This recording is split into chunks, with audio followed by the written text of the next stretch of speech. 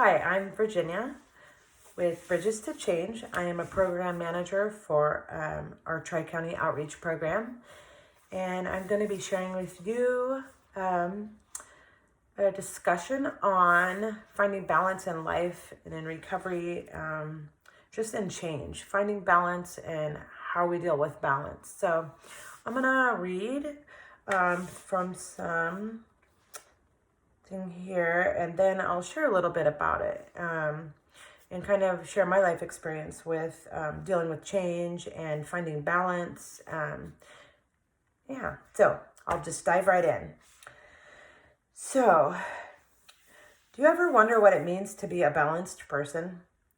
Does it mean being in control all the time, being calm all the time, being able to handle anything, moderate in all things, able to stay composed when everything else is falling apart, being someone who manages to always eat right, work out right, spend time with family and friends, and manage work life and recovery life? I'm not that person. Sometimes I think I need to be because I set these really high expectations for myself, especially right now in this time. We're all going through some really big changes with the virus and quarantine. And I know a lot of recovery folks are very social people. That's how we stay connected and stay in the middle. So we don't have to be perfect. Right now is a really good time to adjust those things and give ourselves a little break. Okay, I'm going to keep reading. So what I'm saying is, I'm not perfectly balanced, and I really don't know any perfectly balanced people. Like, we're just humans trying to make our way through this world and be the best people that we can be, right? Okay. If you take a step back, you might notice that these descriptions actually sound quite extreme. Who do you know that can be calm and controlled all the time, or perfectly balanced and in moderation with everything they do? What if being a balanced person simply means being able to recognize when you're off kilter and then just adjust it accordingly?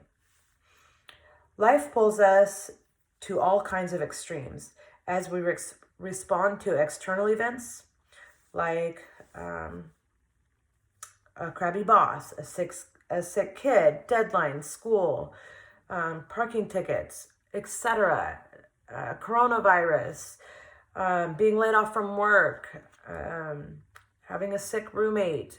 There's so many things right now that are going on. How are we responding to those things? There are hundreds of external variables, both positive and negative things, that are mostly out of our control. The need to be managed in our day-to-day life is always going to be there. We all feel like we need to manage and control, and so we can be the best we can be. Right now, our norm is not our norm. So we're all adjusting to this right now. So here are some things that can help us find our balance, find your balance. I find my balance, what works for me and what's manageable. I've actually been working on this a lot because this change hasn't been easy for me. I have this crazy hustle that's just natural inside of me, and I like to have a really set schedule. And it's not like that at all right now. I'm actually the complete opposite. I've been sleeping in, haven't been having scheduled meals, scheduled workouts, scheduled work days.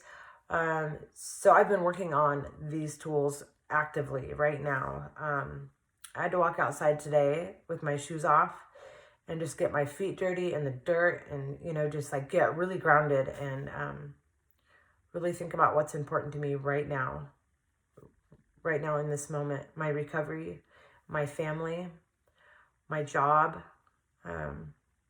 just being well and doing the best I can. I'm not a super patient, perfect mom. Homeschooling is really hard. So last week was a really big challenge for me. I decided this week, I'm just going to do the best I can without stressing myself out and my kids out. We're going to touch on each subject once a day, maybe like one assignment. And they can do it however that works for them. Whatever works for the kids, that they're enjoying it, that makes me happy. So last week I was hovering over them, correcting everything they did, like just like really overdoing it. And that wasn't fun for any of us. It was dreadful, actually. So this week has been much more pleasant. We get to sleep in, have breakfast, start off with an assignment, have some cartoons, just kind of let the day go and not try to control everything, but still have some kind of a schedule. So that's helped a lot. So here are some things that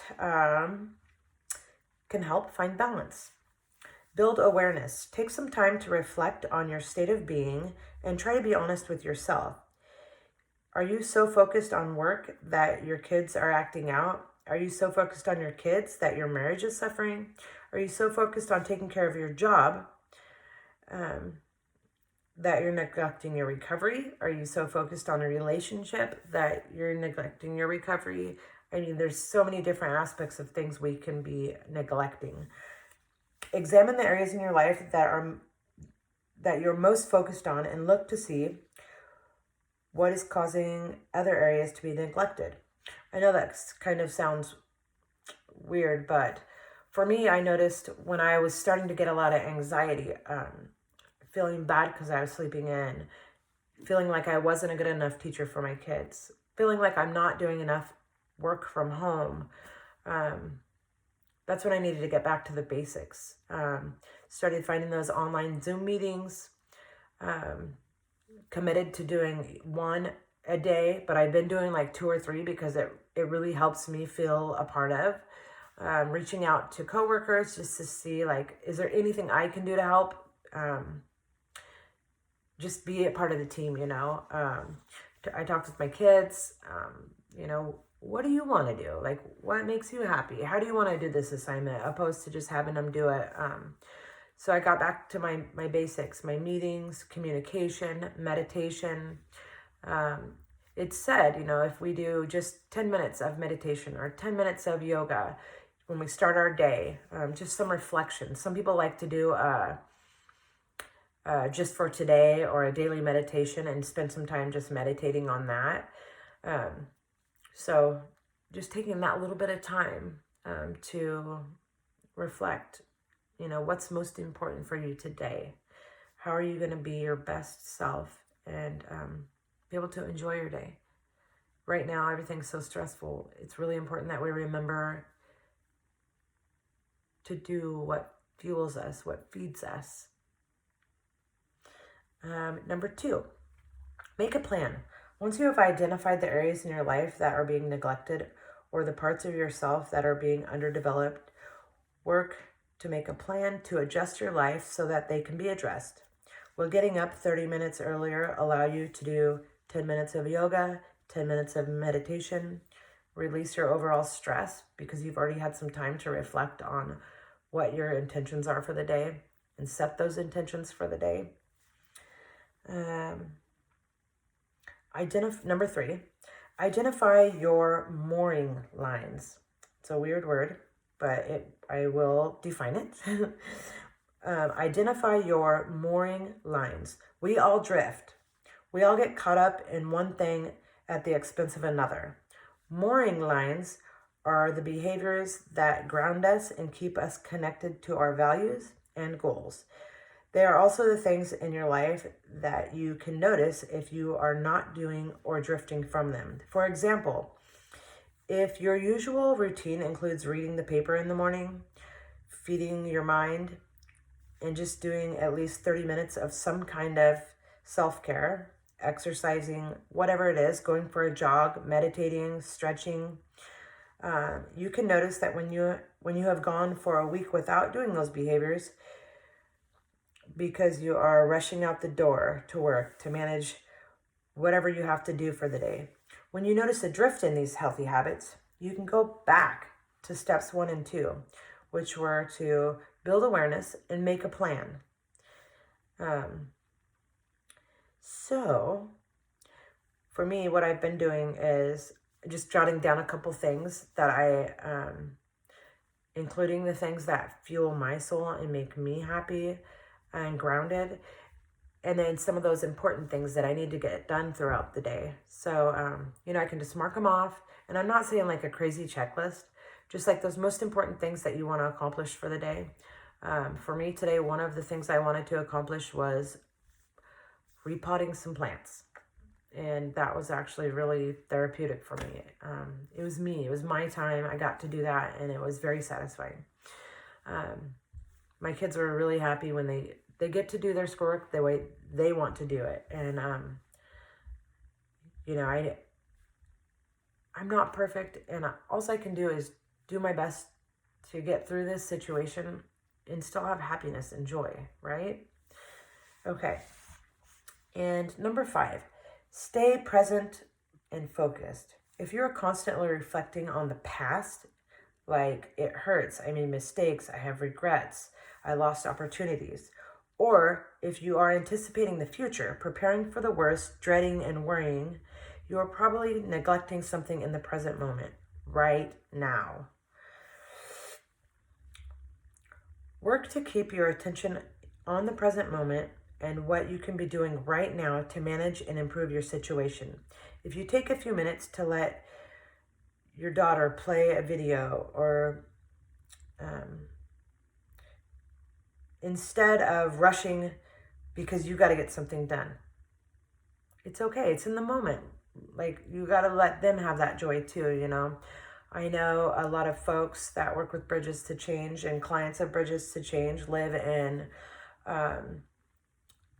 transitional housing with other people, and right now is a really stressful time. So maybe just letting people have their moments of whatever's making them happy, and not pushing our stressors on them, and making sure we take those times for us. So now's a really good time to really stay present in the moment and adjust, because it's all new balance. Everything is changing. We don't know what things are going to look like. Just staying right here, right now, and finding joy in the now. Giving yourself a break. We are all human. We are all trying hard. Life is always changing, and we're always striving for balance. But right now is a particularly stressful time, because literally everybody's going through this. So there's so much crazy energy, and give yourself that moment. Give your roommate that moment. Give your spouse that moment, or your kids. I think most importantly, give yourself a break and stay in the moment, and just focus on, what's next ahead. What do you want to accomplish next? And just do it to the best of your ability. Okay.